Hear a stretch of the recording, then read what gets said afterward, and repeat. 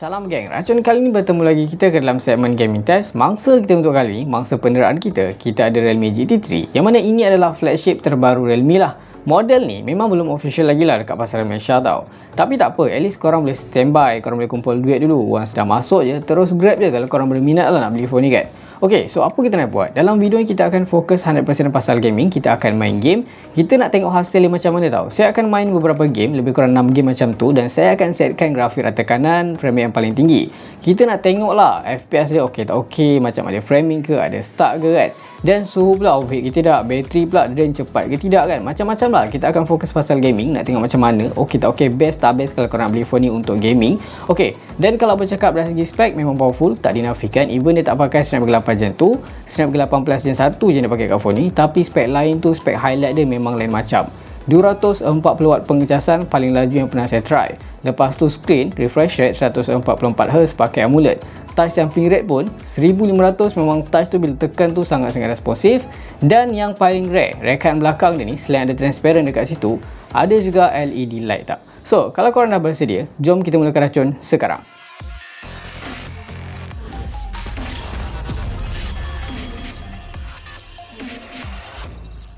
Kita dah berada dekat dalam lobby. Untuk game yang pertama, kita akan main PUBG dulu lah macam biasa. So dekat sini sebelum kita mulakan, kita akan tengok setting kewajipan. Sekarang ni kita akan gaming pakai Wi-Fi. Untuk brightness saya dah setkan paling tinggi. Auto brightness saya offkan. Untuk setting yang tak perlu pun saya offkan juga. Recent app kita just tinggal PUBG saja. Yang mana kan untuk phone ni, unit ada kat tengah saya sekarang ni 16GB RAM tau. Dan dia boleh expand lagi 12GB RAM. So total phone ni ada 28GB RAM. Memang gila lah dekat sini. Macam mana pula dari segi chipset, phone ni dikuasakan Snapdragon 8 Plus Gen 1. So dekat sini kalau korang masuk dekat setting grafik, of course boleh dapatkan paling tinggi Ultra HD ataupun HDR stream. Untuk smooth 90fps macam biasalah, phone ni belum ada lagi, biasanya akan ada. Tapi tak apa, kita tunggu. Disebabkan tadi kita akan pakai HDR stream lah untuk penerangan kali ni. So dekat sini kalau korang dah ready, kita akan cabut dulu port USB-C di bahagian bawah ni. Kita akan start timer dan kita akan start game sekarang. Sekarang dah ada dekat dalam Spawn Island. So far just nice tanpa sebarang isu. Kalau korang tertanya pasal features gaming, ada, just swipe saja dekat sini. Yang mana saya dah pun onkan GT mode lah untuk penerangan ni. Untuk features lain macam biasalah, macam dekat phone Realme, saya suka nak aktifkan sistem status lah supaya korang boleh monitor bacaan FPS counter dekat sini, just nice. Anyway, untuk button memang sangat responsif tau. Sebab phone ni dia ada 1500Hz touch sampling rate, memang gila. Dia juga ada stereo speaker. Bunyi dia bagi saya sedap, kuat, just nice kan. Phone ni support 144Hz untuk refresh rate. Yang mana dalam gaming test kali ni kita akan main lebih kurang dalam 5 ke 10 minit macam tu je lah. Sebab kita ada banyak game nak test. So kita akan layan dulu.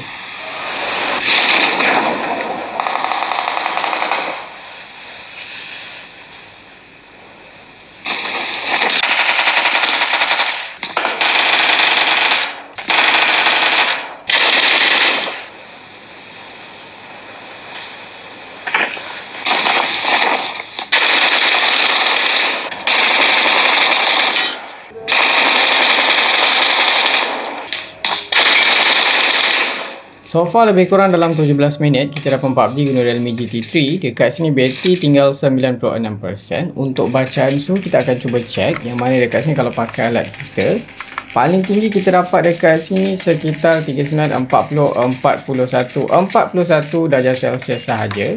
Kita cuba cek dekat belakang juga kalau panas. Dekat belakang kita dapat sekitar, ok belakang tak panas mana lah, sekitar 40 something sahaja. Ok, dari segi prestasi memang tak ada masalah langsung. Terasa sangat smooth gila lah. Saya tak jumpa sebarang isu lah. Even saya tengah clash enemy kan, ada squad ataupun kita landing tempat yang banyak player, memang tak ada masalah, sedap. Button responsif, gyro pun memang sangat-sangat accurate dekat sini. Tak ada masalah multitouch ke, ghost touch, tak ada masalah. So, kita akan main game seterusnya. Kita dah pun masuk dekat dalam Apex Legends. Bateri sekarang tinggal 95%. Untuk bacaan suhu, kita akan cuba cek suhu dalam keadaan lebih kurang 40-39 darjah Celsius. Untuk setting masih sama macam PUBG, tak ada apa yang saya ubah dekat sini. Untuk recent app pun saya dah buang yang lain, tinggal Apex Legends sahaja. Untuk grafik dekat sini macam korang nampak, kita pakai yang paling tinggi lah, Extreme HD dengan Ultra untuk dapatkan refresh rate lebih tinggi. Untuk FPS counter saya akan enablekan, so korang boleh monitor, layan dulu.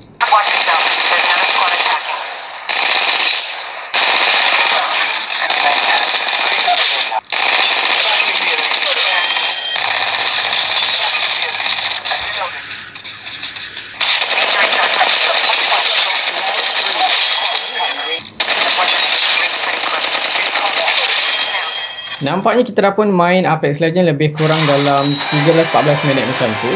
Bateri sekarang ni lebih kurang tinggal 90%. Untuk bacaan suhu kita akan cuba tengok sekarang. Suhu di bahagian hadapan ni paling tinggi kita dapat sekitar 42 darjah Celsius. Lebih tinggi sikit berbanding PUBG Mobile. Yang mana dekat sini saya perasan kalau bercakap dari segi prestasi tu memang tak ada masalah, memang sedap. Kalau korang tengah macam clash enemy ke, tengah nak lawan banyak squad ke, tak ada sebarang isu stuttering lagi ataupun start, demi FPS pun boleh kata stabil. Cuma tadi saya perasan kalau tengah jalan sorang-sorang macam itu, FPS dia tu, dia boleh drop kan. Daripada 60 tu boleh drop jadi 51 macam tu 2 kali lah saya terasa. Overall untuk isu lain tu memang saya tak jumpa. Button sedap, gyro pun okey tau. So, kita akan main game seterusnya. Kita dah masuk dekat dalam Apex Legends. First of all, saya akan tunjuk dulu kat korang setting grafik yang saya pakai dekat dalam game ni. Yang mana dekat sini kan, saya dah pun setkan paling tinggi actually. 60 FPS pun dah pun enablekan.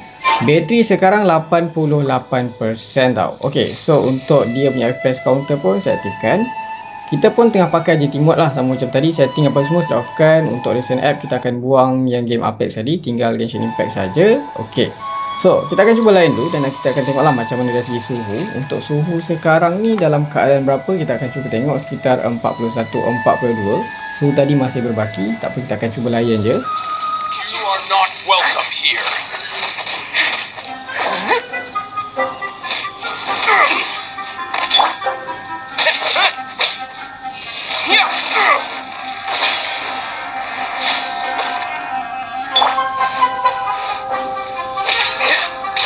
Freeze! Dodge this! Oh, so sorry. I'll take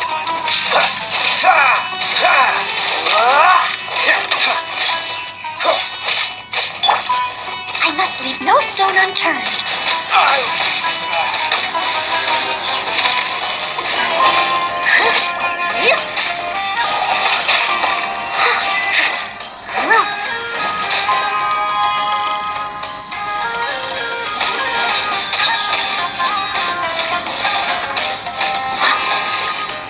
Nampaknya kita dah main Genshin Impact lebih kurang dalam 13 minit macam tu lah. Suhu sekarang tinggal 81%. Untuk bacaan suhu memang saya terasa agak panas. So jom kita cek. Kalau pakai lab kita dekat sini, kita dapat paling tinggi sekitar 44, 45, 46 geng. Padahal terasa panas, agak overheat dekat sini. Tapi satu benda yang saya boleh puji dekat phone ni, walaupun suhu agak meningkat, agak panas, tapi dia punya bacaan FPS tu overall boleh kata memang sangat-sangat stabil lah. Memang akan ada terasa frame drop kalau korang lawan banyak enemy dalam satu masa. Dia boleh drop tu kan, paling low sampai 38 FPS macam tu. Tapi saya perasan dia cepat stabilkan balik bacaan FPS lah. So overall tu dia memang boleh main atas 50. Dia tak macam cap 40 je sepanjang masa. Terbaik dekat sini tau. So kita akan teruskan kepada game yang seterusnya. Okay, kita dah pun ada dekat dalam game yang seterusnya, which is kita akan main game kereta Wreckfest dekat sini. So far untuk grafik kita dah setkan yang paling tinggi lah, macam korang nampak. FPS limit max dan yang lain semua dah paling tinggi semua dekat sini. So kita akan back. Untuk setting masih sama macam before ni. Bateri sekarang 79%, masih pakai GT mode. Untuk dia punya recent app kita akan buang Genshin, just tinggalkan Wreckfest saja. So kalau korang dah ready, kita akan main sekarang. Kita akan main mode yang banyak macam kereta, nak tengok macam mana kan. So maybe kita akan main game yang ni maybe. Okay, so kita akan start sekarang.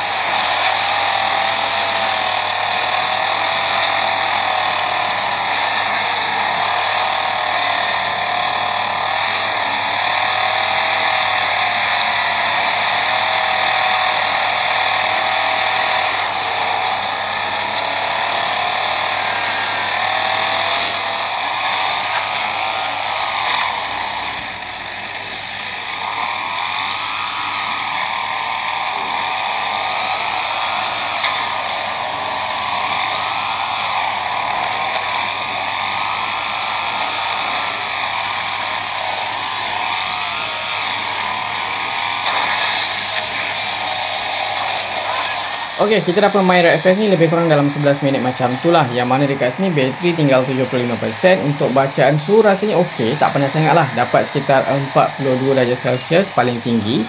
Okey, kalau bercakap dari segi prestasi dekat sini, sepanjang saya main ni saya tak terasa stuck ke apa. Okey, cuma dia tak berapa nak smooth mana, depend pada mod tau. Ada mod tu, kalau macam kita main game ni kan, banyak macam kereta dalam satu masa tu, paling low dia boleh macam main tu rata-rata sekitar 40 ke 38 macam tu. Ada mod yang dia boleh dapat maintain 60 FPS tau. So dia macam tak sama lah dekat sini. Overall boleh kata masih sedap, masih playable lah untuk refresh dekat GT3 ni. Sekarang ni kita akan cuba pula main game Modern Warship lah. Ada yang kata suka game ni. So bila saya check dia punya FPS tu, katanya boleh set yang paling tinggi 144Hz. Kita akan cuba tengok game macam mana. Untuk setting lain semua saya setkan Ultra. So yang lain kita akan enable je, nak tengok macam mana. Saya first time nak main game ni, saya just layan je lah kan, nak tengok macam mana. Untuk bateri sekarang ni 74%. So kita akan main lebih kurang 5 ke 10 minit jugalah. So kita akan try layan dulu.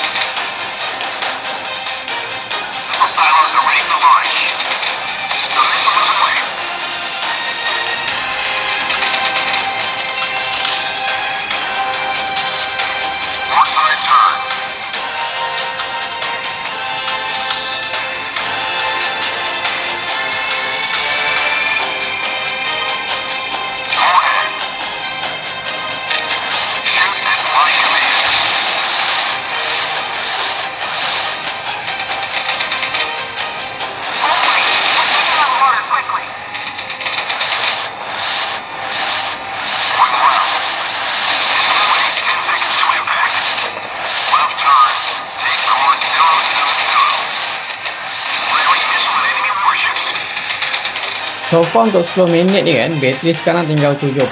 Untuk bacaan suhu kita akan cuba check sekarang. Suhu dekat sini paling tinggi kita dapat sekitar 42 darjah Celsius saja, which is nature lah, tak ada masalah sangat, tak overheat pun. Untuk dia punya prestasi okey je, smooth je. Cuma kalau tengok dekat setting, kita setkan yang paling tinggi, refresh rate 144Hz. Tapi dekat sini dia just main sekitar 60 FPS saja. Even saya dah keluar masuk balik pun sama je lah. So tak ada masalah sangat lah untuk korang main game ni dekat GT3. Okey, untuk game yang terakhir macam korang nampak, kita akan main Car Street dekat sini. Grafik memang cun. Kita akan setkan grafik rata kanan je semua. Korang boleh nampak sendiri. Cuma apa yang saya agak kurang sikit lah dengan Car Street ni kan, macam korang nampak lah, kita reaktifkan game punya FPS counter. Max FPS yang boleh dapat kat game ni hanya 30 sahaja tau. Even phone korang, phone ni 144Hz, tak boleh tau, 70 je. Tapi tak apa, kita akan cuba lain dan tengok macam mana. Bateri 66%. So kita main lebih kurang 10 minit macam tu ataupun 5 minit lah, tengoklah kan. So far just nice. Untuk mod dekat sini kita main online tau, macam korang nampak. So far tanpa sebarang masalah, tak ada lag ke apa.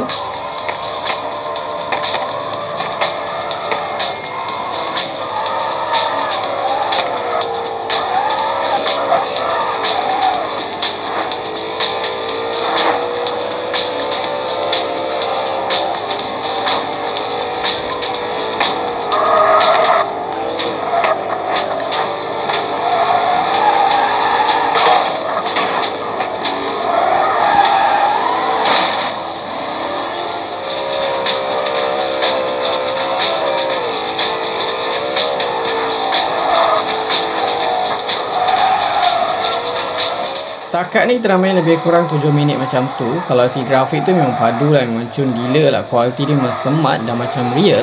Tapi kalau dari segi prestasi, saya terasa agak kurang smooth lah dekat sini. Dah lah dia punya FPS tu max 30 je. Kadang-kadang dia boleh drop sampai 20, 21. So korang akan terasa lah framing dia tu tau. Even korang main mode apa-apa pun, offline ke online ke, sama je dekat sini. Untuk bateri sekarang 62%. Untuk bacaan suhu kita akan cuba tengok. Suhu paling tinggi kita dapat sekitar 43 darjah Celsius sahaja. Finally, kita dah pun dapat hasil dia. Overall, kalau nak gaming dekat GT3 ni masih playable. Cuma bagi saya dia tak sesedap macam kita main dekat phone yang pakai Snapdragon 8 Gen tu lah. Macam korang nampak sendiri. Certain game tu ada terasa framing, ada terasa frame drop. Tapi okey lah, at least tak ada stuck ke apa. Dan kalau untuk Genshin Impact pula kan, suhu paling tinggi boleh cecah 46 darjah Celsius. Bagi saya agak overheat, agak panas lah kalau compare dengan Snake 8 macam tu. Okey, so rasanya sampai sini dulu gaming test kita kali ni. Kalau misalnya korang ada macam nak suruh saya test game apa-apa yang korang rasa best tu, yang FPS tinggi, yang grafik lagi padu, cuba korang komen sekarang. Kalau korang suka video ni, jangan lupa tinggalkan like, share, komen dan juga subscribe. Jumpa lagi di racun-racun seterusnya. Assalamualaikum.